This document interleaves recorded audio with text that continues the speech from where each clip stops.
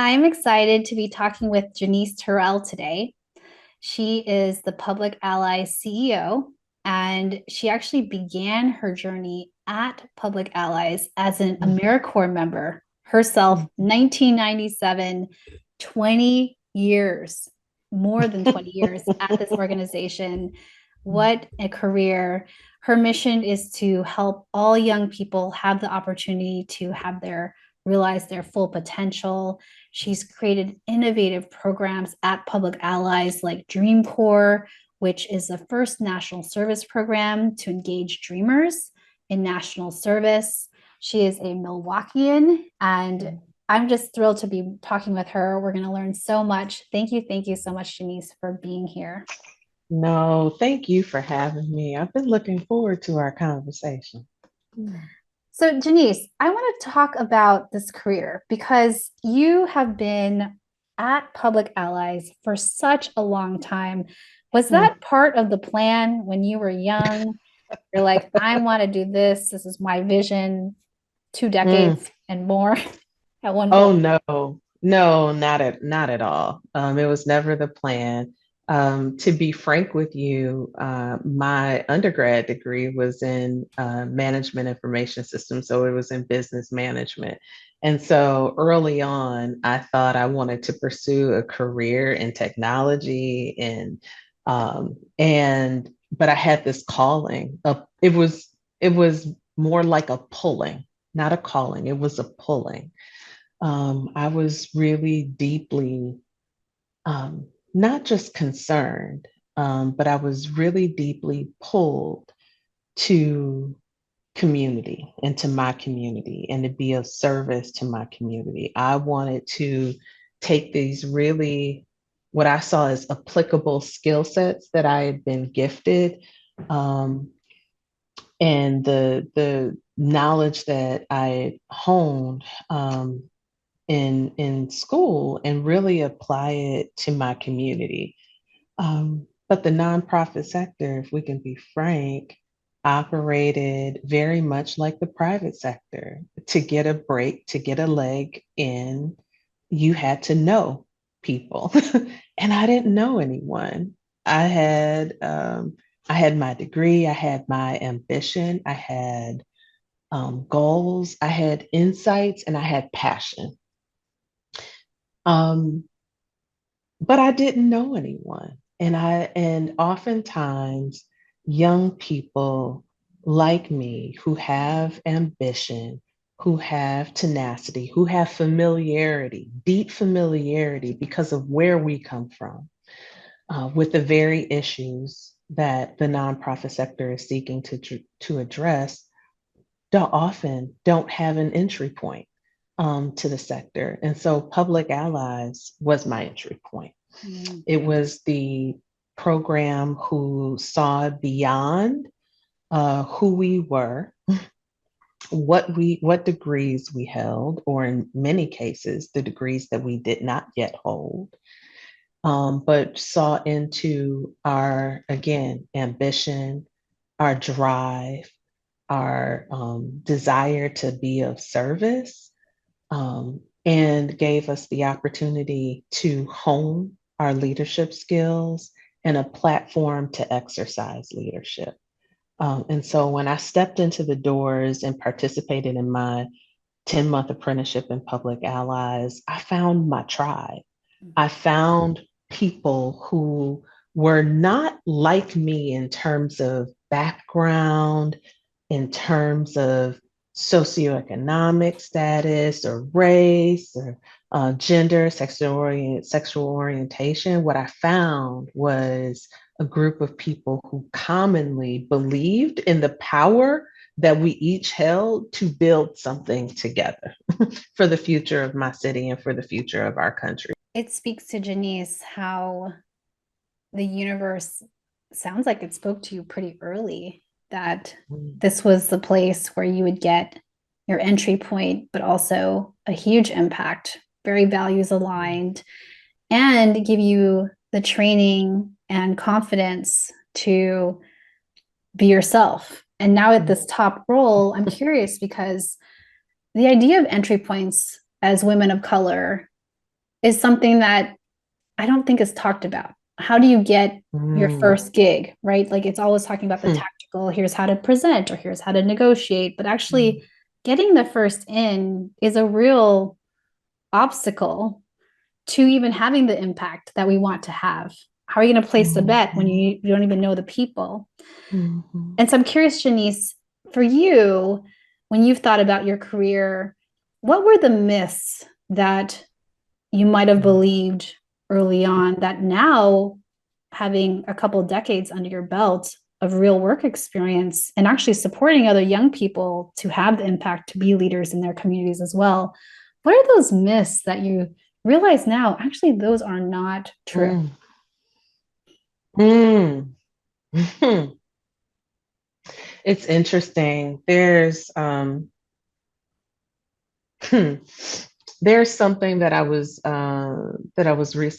recently shared with me when I asked another uh, a leader of a philanthropy what advice they had for me stepping into the role as a new CEO, and they shared the what got you to this point is not what will sustain you. So this role leading in this way, requires the evolution of a different type of skill sets. And so it's that was a wake up call. I have to be very honest because for so much of my career, my ability to move forward was largely based upon my ability to see, to assess, to understand innately what had to happen and to move things forward. I took a lot of work on. I knew and understood first and foremost because I saw this operate in my mother's life. Know your business inside and out.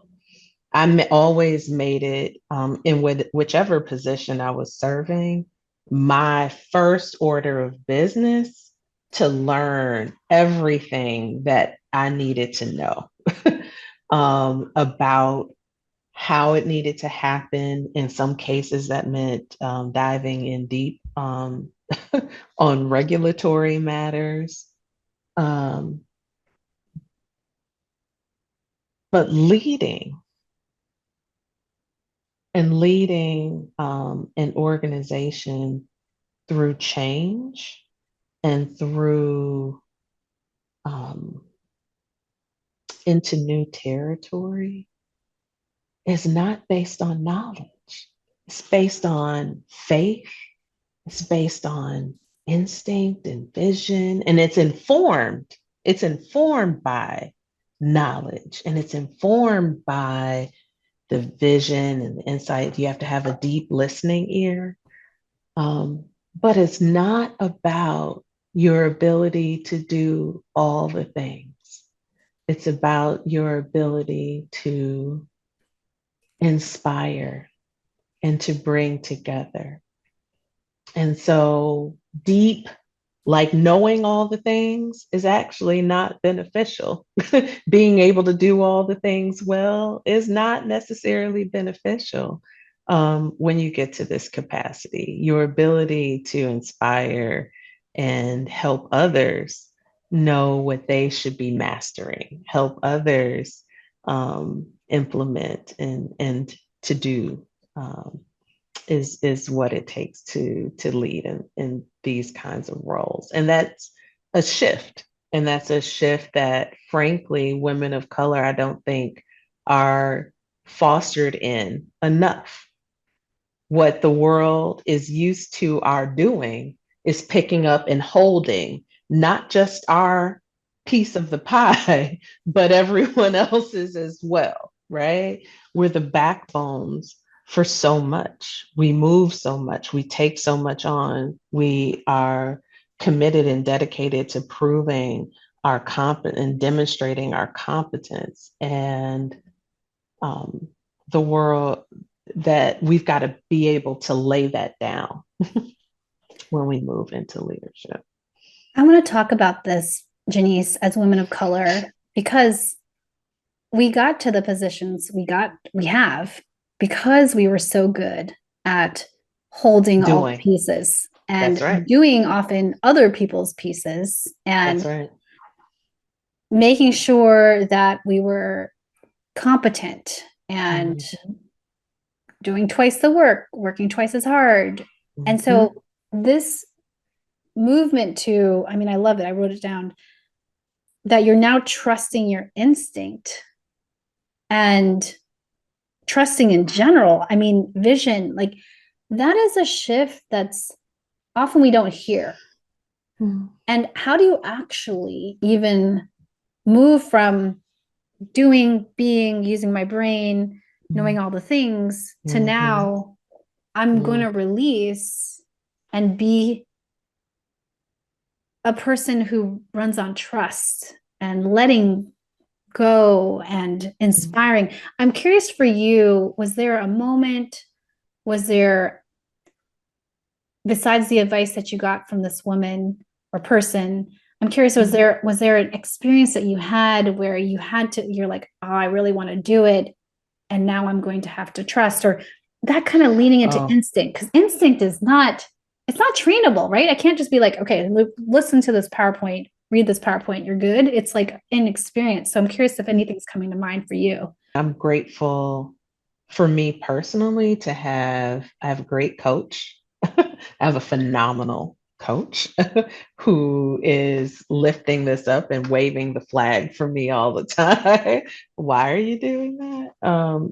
I also have a phenomenal leadership team. I have a group of phenomenal women on the leadership team who um, are honest and reflective, uh, both back to me, and push me as a leader, to lean in, to be clear about boundaries. And they want me to set boundaries because that allows them to set, it is an indication that setting boundaries is okay. Um, and so we don't get to practice new skill sets, because, you know, instantaneously. It is a practice, and it is a practice that we do in partnership with the people around us who support us. So, So yeah. beautiful. And also the shift to being a leader, especially of a large organization, is that you can't do it all alone. And in Mhm. fact, the success of your leadership depends on how much you lean on your team and whether you can be, you can actually make mistakes or not do things and hit it out the park. You can actually have a team to reflect back and say, hey, here's ways we can up our game. Here's ways in which you can help model for us. So what a beautiful team you have, and how lucky that I you do. have that. I do. Was there a They're moment, phenomenal. Denise, in your career where you experienced like a rock bottom, that's what I'll call it, like a tough moment where it really taught you about being the leader you needed to be, or got Mm. clarity on how you want to show up? I think the reason I was so innately drawn to public allies, um, is because I actually saw operate in my life early on when I was a child the values, the benefit of leading from the very values premise that we invite our young people to practice. Um, I am I'm the daughter of a phenomenal woman and leader in her own right. She raised my sister and I largely on her own, and began her career as an early childhood education teacher. So she taught daycare. And similar to the crisis we have in early childhood education now, early childhood education teachers are undervalued, significantly undervalued and underpaid in terms of, so she was raising us, putting us, making sure that she prioritized our education. She sent us to a phenomenal two phenomenal Central City Catholic schools here in Milwaukee. Um, and she worked hard. She worked hard. I saw her master, talk about demonstrating mastery of your and competence in your work. Every night I saw her pour over her work and be so that she was prepared to lead the child care center that she was working in when I was younger. I also saw her put education first. My mother didn't receive or start her bachelor's degree until I um, was in the midst of my own bachelor's degree, largely because she put our education first. And she made some sacrifices for herself so that she can put us ahead. Um, but I do remember her taking classes for her associate's degree. And I remember that there were times where she didn't have a sitter for us. And so I would tag along with her to her classes. And I would sit very quietly. Her instructor would allow me to sit very quietly in the back of the classroom with my crayons and my paper while she took her classes. And it was phenomenal and phenomenal for a myriad of reasons. Um, but in this case, it was phenomenal because she saw in my mother the promise of who she was and decided that technical rules would not define or determine whether or not she could finish her degree. Okay. There were allowances that were made so that she could earn that initial degree, her associate's degree, and continue on her path to leadership. And I saw a myriad of women in my mother's life do similar things. I saw women who said, "You don't yet have a bachelor's degree, and this requires it, but you are far more than qualified for this. So let's have a conversation." She's led in ways that she should not have been able to lead if traditional norms of defining who is prepared and who is qualified to lead were allowed to rule over. So when Public Allies invited me in to participate in a program that said, we're not looking for diamonds, we're looking for diamonds in the rough. This program is about giving those who have been overlooked because they don't fit the traditional definition of leader. When I heard that, I knew that it spoke to me in a way that was very deeply personal because I had experienced the truth of what they were saying. I saw it operate in my mother's life. And because it operated to her and it helped her move forward, it allowed me to experience things in life that I would not have been able to experience had she not been seen into in the ways that people chose to see into her and provide her opportunity. So my mission, my draw, my belief in about what leadership looks like was informed then. Leadership looks like seeing into people, seeing Mm. into the capacities that they have, not for and looks beyond what is traditional. Um, and truly sees folks for what they have to offer and gives them an opportunity to demonstrate that. What a beautiful story, Mhm. and how amazing it is that your mother, who raised your sister and you, pursued her degree despite the odds and also Mhm. had angels along the way that were all Mhm. helping each other in community. And I know you really believe in community to be seen that Mhm. she's a diamond and that Mhm. no, she didn't fit the typical stereotype of what a diamond is, but she is a diamond and you were a diamond and women of color, there's diamonds here that Mhm. were often overlooked but there's angels and opportunities and public allies that provide doors, and that our voice matters. Our voice Hmm. does matters.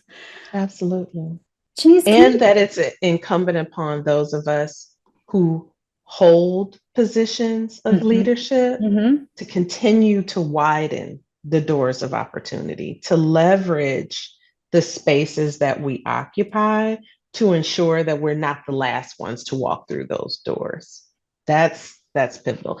And everyone who was an actor or an agent in my mother's life, in the ways that I've described, was a woman. I think it's important, and most of them women of color, Mhm. Black women explicitly. So I think it's important to lift that up and notice that it has been, it's the shepherding, it's the way women see each other and shepherd each other and support each other. That is, frankly, is the reason that I sit here today. This shepherding we have to name, because often we think, oh, me in isolation, taking a role, but we stand for so much more. That when you, Jenise, take the CEO role, you're taking the role for all of us, and you're helping Mm, to give a new image. When you talk to those mm, philanthropy or venture capital firms, they see you at that top seat, and it allows changes in perception that are antiquated to leadership looks more inclusive, and you can get stellar results, even more stellar results, with someone with a diverse background. The diamond in the rough.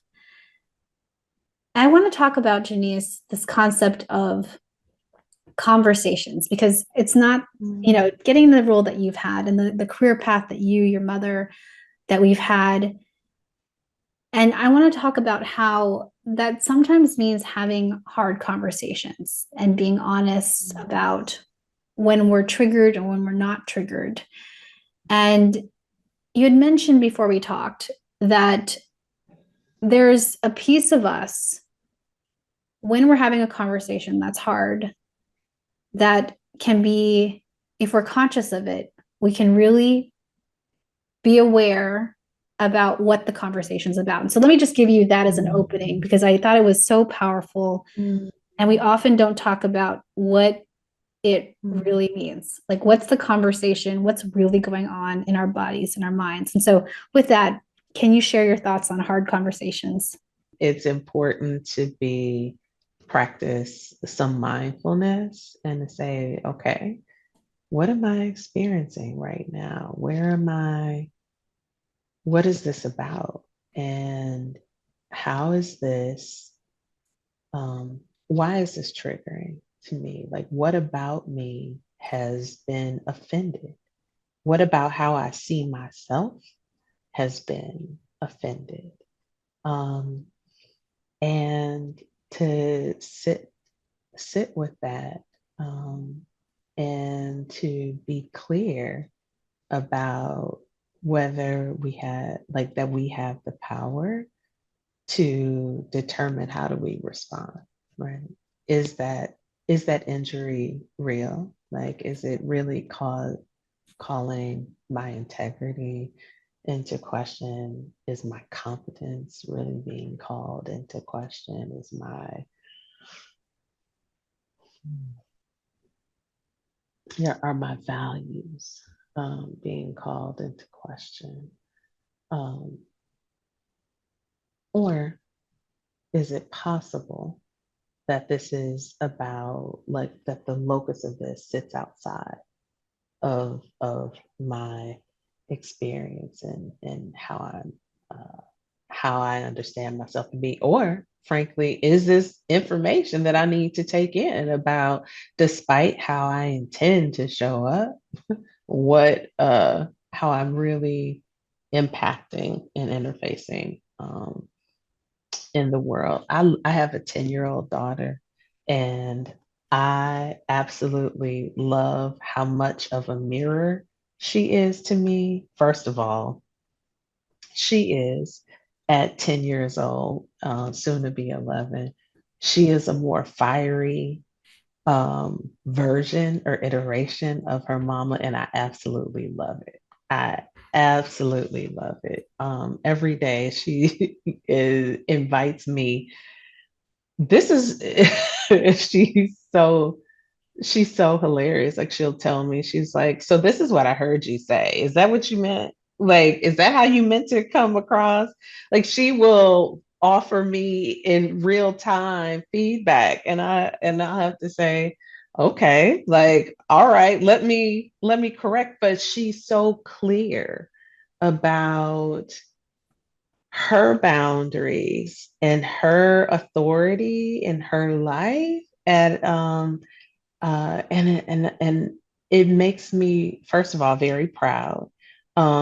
Second of all, it makes me get really clear about the gulf between my intent and my impact, and the work to close that gulf, and to be intentional with how I choose to express myself, or be mindful about how my interior conversation is showing up externally, even sometimes when I don't want to, when I don't choose for it to. So um, yes, she's a phenomenal leader, and I can't wait till uh, she's on a show like this someday, because I see it in her future.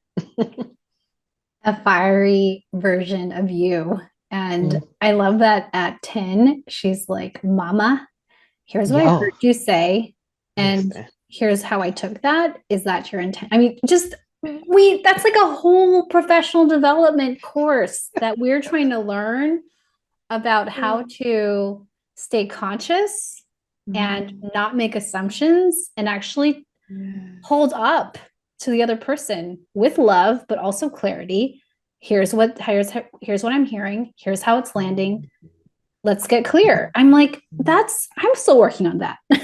Oh, her degree of self-awareness is something, like, I don't know that she understands how self-aware and self-possessed she is, but I marvel at how she is coming into her own, and I'm so proud of it. I'm so proud. Mm. Kudos to you, Jenise, for being her mama. And she's learning from you. And also that she can be clear and unapologetic. That it's not to be direct is not to be rude. To be direct is to be Mhm. respectful and to do it with love and care. So congrats on that. With that, Jenise, Thank I you. wanted to move us to lightning round. Are you Uh-oh. ready? Ready as I'll ever be. Okay, chocolate or vanilla, Oh, chocolate.